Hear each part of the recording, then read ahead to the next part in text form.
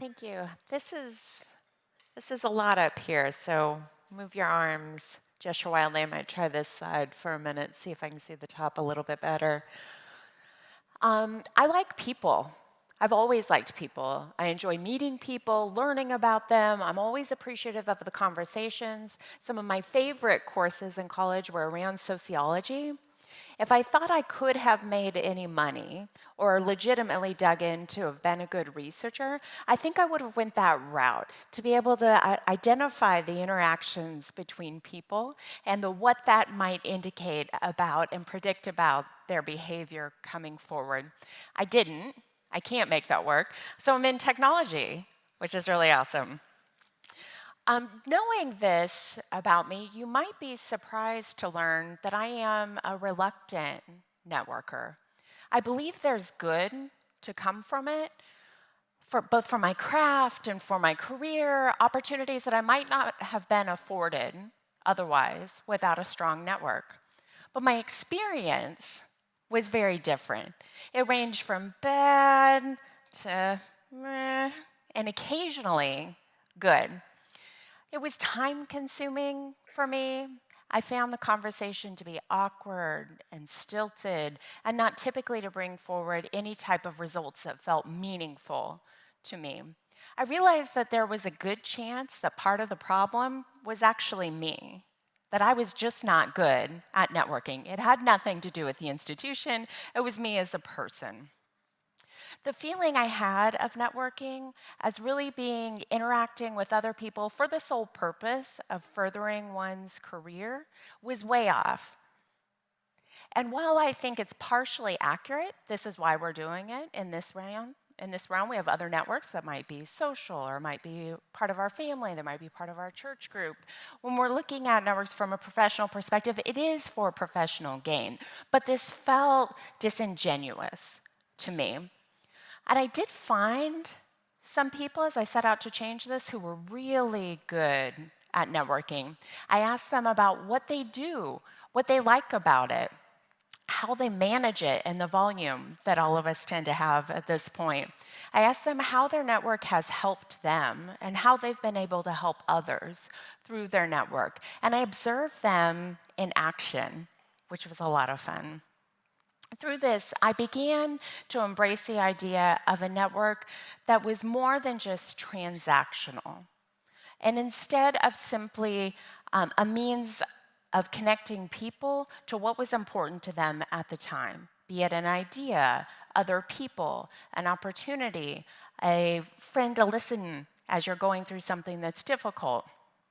Now, I find most conversation around networking still centers on job hunting, on opportunities that you might find, introductions, but occasionally I found a bright spot. Like the top center tweet here, I'm not sure if you can read it, but probably, and it says, "Sit with winners. The conversation is different." Now, this starts to spark someone talking about their network as something that's greater than simply what you're trying to accomplish at the moment. Of your network as a way to start to stretch the way you think about things, the way you approach problems, the way that you work with other people. And this resonated strongly with me. It indicated that your network shouldn't atrophy just because you're not job hunting at the moment. That's something that could benefit others in a very real way as you start to work through this on a day-to-day basis, even.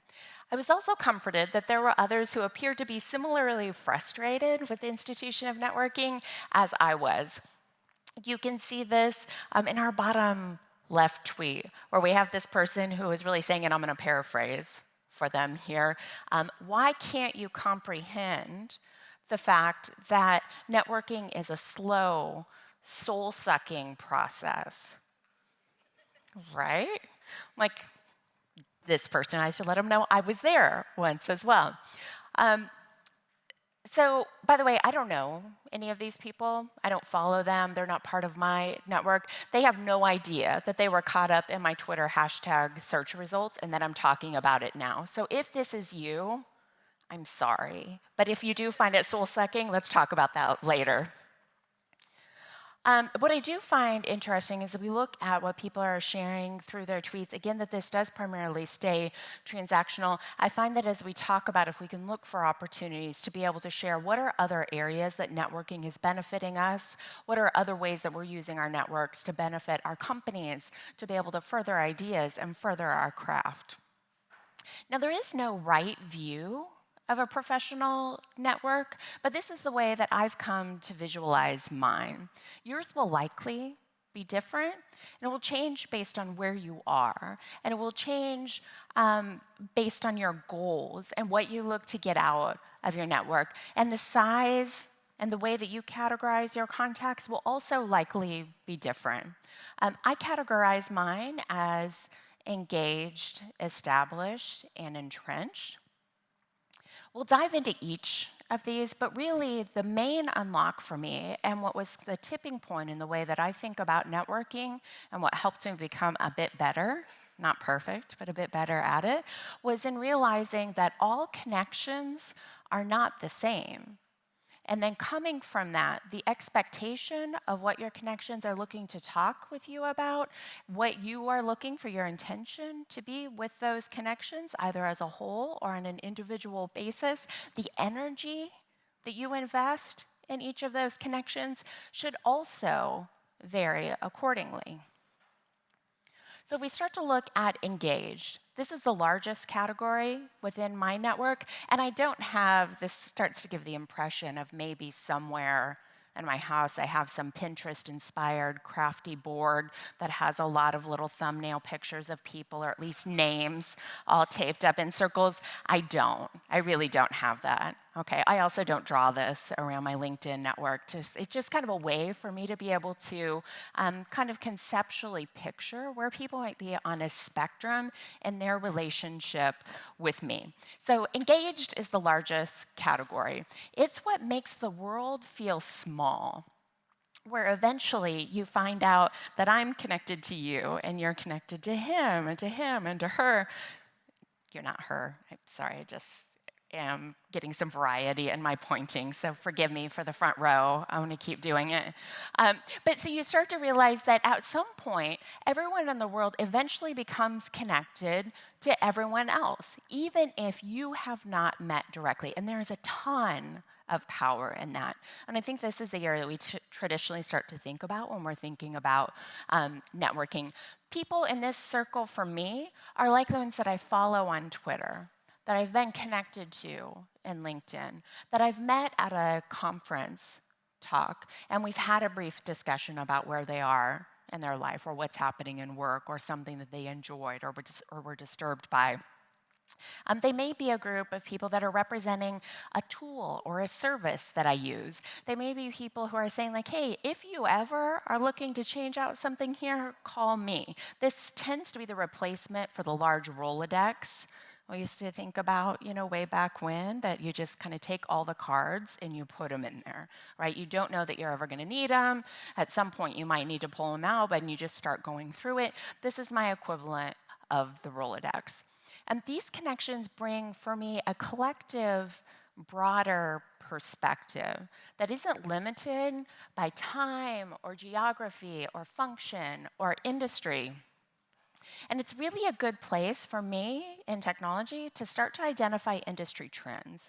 What are people starting to talk about?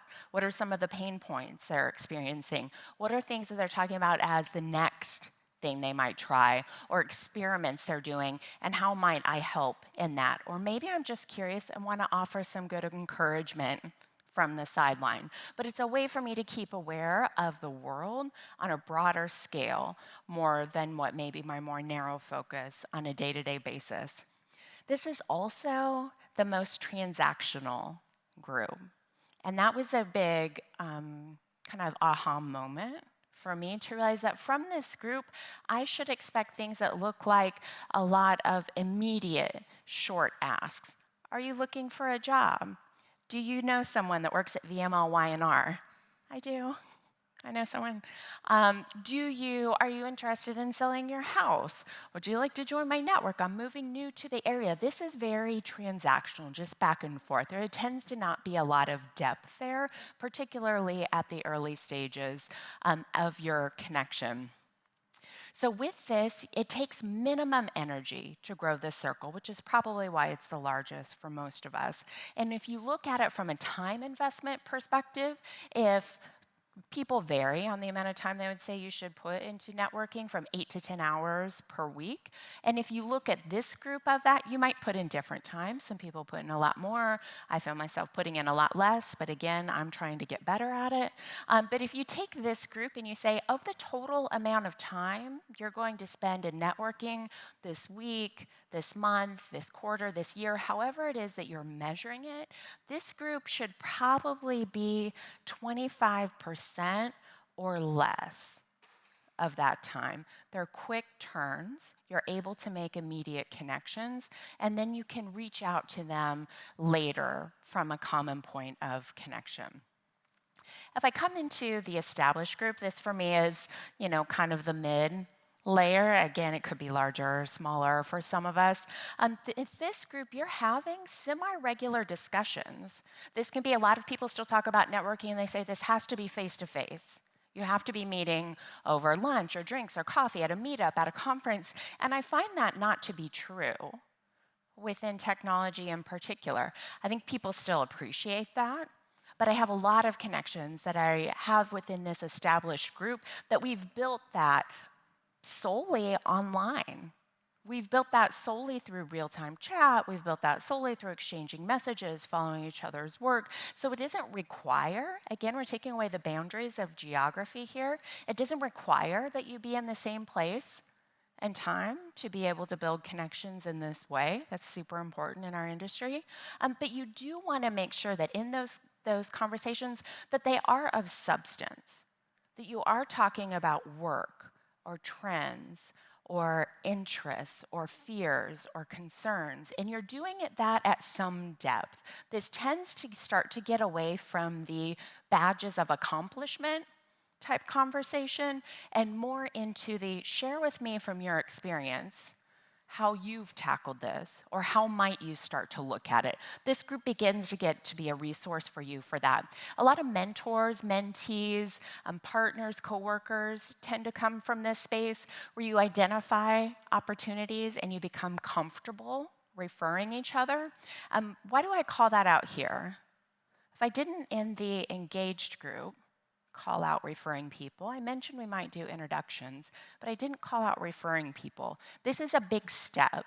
And for me, the biggest difference of as you come out from the engaged circle and you start to move into the established is now we are in a point of I'm comfortable enough and I know you enough and I'm aware enough of your work that I would vouch for you. I would say, I've seen this. I've seen you handle this. I would say this to someone else on your behalf if you're not in the conversation. That's a big deal when it comes to the point of networking. It's at this point that you're starting to say, I have some reputational risk. If I put forward a name and I recommend and refer you, and it turns out you were not able to do that job for some reason, then I lose a little bit of credibility there on my ability to say, can you identify talent? Can you understand what level they're at? And then that person, that contact that I referred them to, will be just a little bit more skeptical next time I offer someone up for referring. So this is a big step from a relationship spectrum perspective to be willing to vouch for someone else.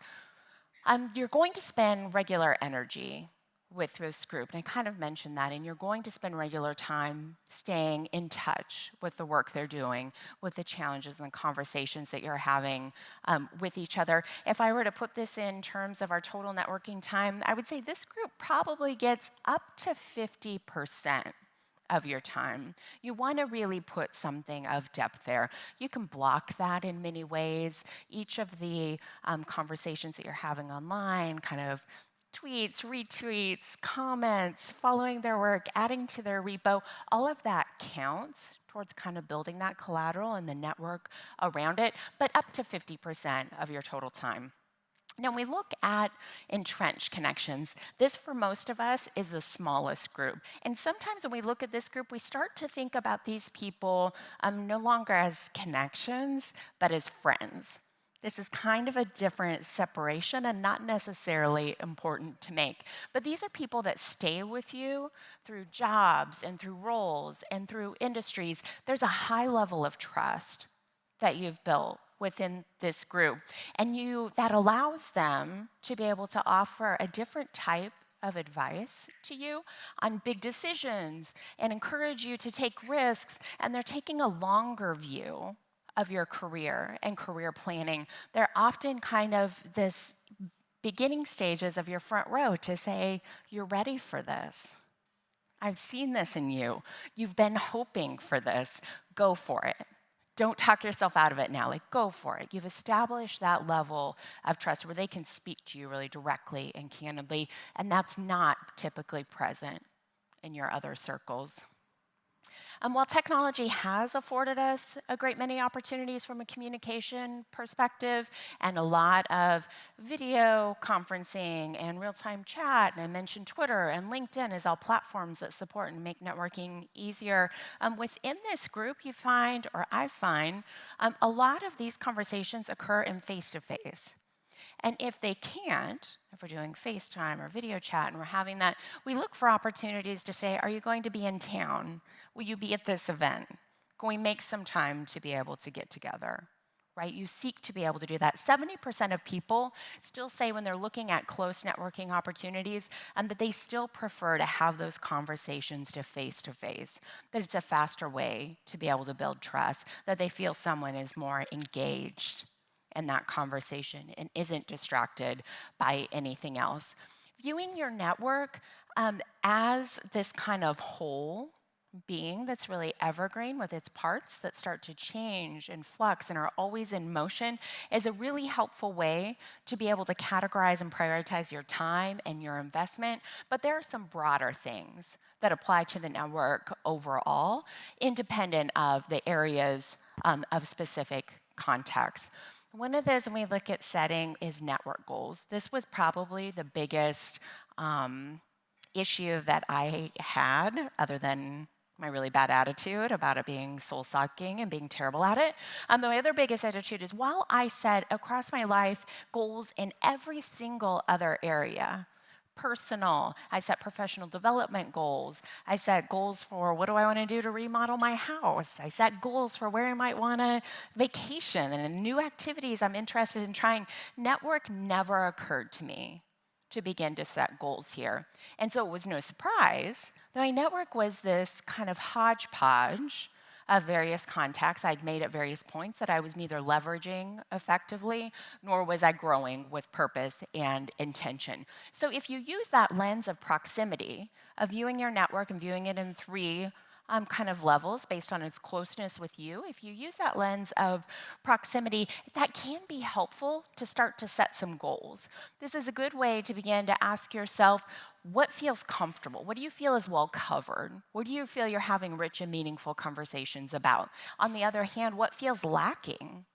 Where are you not having conversations? Where are there things that you desire and feel like you need for your next step that you're not getting? Right? Maybe you look at your network and you're like, my network looks a lot like technologists in Kansas City with some others. That's probably a problem, right? I'm part of a global company. We do global work. I probably need to work on building my network more strongly outside of Kansas City. You find trends when you step back to look at it more broadly. And then we set goals around that. These goals drive you perhaps to engage with more people in a specific skill set or in a geography or in an area of experience, right? So if you put some specific goals to this also helps us to keep from kind of following the tide of what might be working for other people. We know we're growing our network in the way that is also going to help us be able to contribute back more strongly to the whole, and also be able to help us get what we need in the moment and going forward. If we put goals at this and we think about it in the same way, if it doesn't have to all be goals for the year, they can be goals for this event. They can be goals for this conversation, What do you want to get out of it, right? These really help us focus to connect with people and the ideas that matter to us and are really top of mind. Once you've done that, you're going to start introducing yourself a lot more. And if you're like me, your ability to introduce yourself can only get better. So this is a great opportunity to start to practice that. Last year, I was introduced to the idea of a conversation template by a woman who is one of these networking superstars, and she has an amazing network. And she would say that she has had over 1,000. I mean, the number is far higher, but she's had over 1,000 face-to-face conversations with people in her network, both for trying to drive to something more meaningful or of what they needed. And so her idea of the template is something that can help, particularly with introductions in an event type space, where maybe I come to you and I say, "Hi, I'm Kylie. I enjoyed your presentation yesterday on how to begin creating automated tests with Docker. If you can spare 20 minutes, I'd like to buy you a cup of coffee and pick your brain a little bit about what it took to get started in more depth. Would you be open to that?" So it kind of gives us a way of very easily, they can say not now, they can say no, they can say yes, they can give you the information and you can follow up with it later. What works with this template is not necessarily the template itself, but what works with the template is that you ask for advice. That tends to feel good to the person you're asking it of as you're starting to recognize some of their expertise. What works about it from the second place is that it's time-bound. You're not asking for 2 hours of their time. You're not asking for them to give up a lunch break. You're not asking for them to meet on a Saturday morning. You're saying, in 20 minutes, I'm going to be super focused, and I would like to talk about this, right? You're asking for a limited period of time, and you're being very specific and transparent with what your agenda is. I will not go into that conversation, should they accept it, and instead try to sell them on a different tool set. Right? I lose all credibility there. I'm being very clear with what it is that I want. And if what I want is to be able to say, "Hey, I saw your presentation, super interested in, I find this fascinating. I think there's a better way. Can we talk about that?" Then they know coming into it, what is this conversation going to be like? The importance of this template is that it also starts to bring us a little bit of that reliability factor, right? As you start to be able to cultivate more trust, and trust is what's important as we move people to different levels within our network. But beyond the template of an introduction, there are no templates. What is important to starting to build a more authentic network that feels like you're getting what you need and what people need from you is that you do have those interactions of where you are being yourself. We're not trying to be someone else. You are showing up in the way for what you need. But you need to think beyond what can this person do for you, and get a little bit curious about what is it that they do. What is it that brought them to this point? What are they interested in? How can my experience help? What can I share? What do I have to offer up? And if you come to the conversation from a place of curiosity, more than on a place of focus on what do I need or what do you need, then again, it abstracts us from that point of being really transactional. And it starts to be able to create moments of connection that are really genuine conversations, and you can refer back to those later. And that becomes really important, right? So we tend to look for these conversations and we put unnecessary parameters on them, and we start to limit where we're looking to grow our network. We forget that our only real limitation is the time that we have available and the time that we're willing to spend. That's it.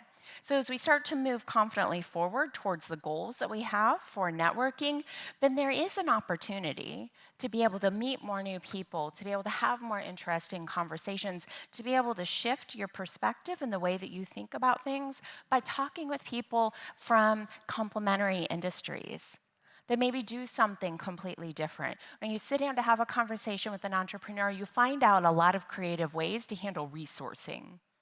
You find out a lot of ways to ask people to start to shift the ways that they're doing work. Maybe sit with someone who's used to creating campaigns and creative ideas and starting to bring them forward. You start to realize there's really an art to being able to tell a story and to be able to get it in front of people in a way that resonates with them emotionally and asks them to try to come in and have more of a conversation with you. This is only possible as you start to hone these kind of complementary skill sets within yourself that are both beneficial to where you are and beneficial to where you want to go if we don't limit ourselves by the industry that we're in right now. With all of these great conversations and all of the time we're putting forward into kind of identifying and growing our connections, actively following on people on Twitter, commenting, sharing our point of views, getting into meaningful discussion, taking people out for coffee, all of that is lost if we don't follow up. This is the single most important thing that you can do and that we must do to be able to grow our network and make those connections more meaningful and to be able to create a community for ourselves professionally. Do what you said you would do, no matter how small. And this too creates to that aspect of being reliable, which starts to build confidence, which also starts to build trust in the relationship that makes people comfortable to refer you to new opportunities, that lets people feel comfortable to be able to recommend you take on something new and to vouch for your ability to do that. A good amount of connections and conversations throughout your network will fall down here, and I remain guilty of this too. Part of that can be a symptom of we're saying yes to too many things, and where we really need to be able to say, I only have the bandwidth for this right now. I'm not saying no, but I'm saying let's talk about this later. That keeps you from overburdening yourself and leading to a place where you start to let things drop. As your network grows, you can also help others build theirs and effectively bridging what may be distance created by experience or exposure or geography. And in this way, your network can have an exponential impact. As I have become a connector, I create other people that are connectors. And pretty soon, your network is a really pretty diagram of a lot of arrows in and out from a lot of different hubs that you've helped to create. It's important to actively listen to what your connections are telling you, are asking you, are sharing with you, are concerned about. And as you hear that, it will probably come to mind to say, I know someone who's been there, and you want to make that introduction. You do also want to guard your network, so you've worked really hard to build this and to build up your reputation within it and to create those meaningful moments of connection and conversation. And so you want to be respectful of the time of your connections before you start doing these introductions. And so you can do this by asking the person, hey, John, do you mind if I introduce you to Sally? And he'll either say yes or no. And if he says yes, and you're like, cool, now we're going to go talk to Sally about the same thing. This is called a double opt-in, and it kind of helps create that feeling of people are both invested in this at this point. And so you might say to Sally, to be like, hey, Sally, super excited to introduce you to John. Do me a favor. Send me an email with 2 to 3 sentences of an introduction for yourself and really what you're looking for out of the conversation. Nothing big, just something that I could forward on with my own thoughts and my own color about it, just, something quick. You would be shocked to find the number of people that don't send that email. And what this has helped you avoid is that you didn't ask John to invest his time. You never made the introduction. You didn't get the email, introduction didn't happen. You can give that feedback to Sally. Hey, ask for this, needed this, didn't happen, the introduction's on hold. And what that did was it helped preserve and protect the time that John was willing to give for the conversation. You showed respect for him there. And you also are willing to say, like, hey, if my connection wasn't willing to follow up with me, they're not likely to follow up with their other new contact. And so we've averted a little bit of an opportunity for tension here. I've talked a lot about growing contacts. How do you find people? Or adding contacts. How do you find people? How do you create them? Where you might label them? What you can expect? The time going in and out. The care and feeding of current contacts is arguably more important. If we aren't putting that time to help deepen those relationships, and if we aren't putting that time to be able to say, I want to know more about what you're doing, then you find your entrenched circle, those people who are with you no matter what, will be non-existent or will be too small to really be an effective voice of advice in your life.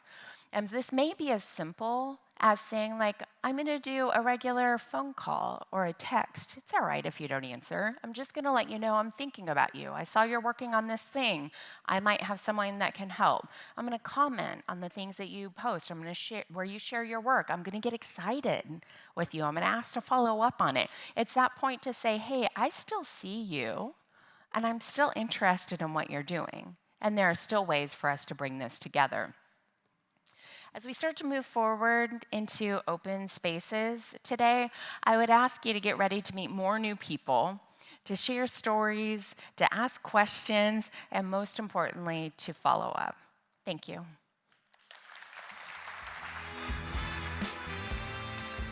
Thank you.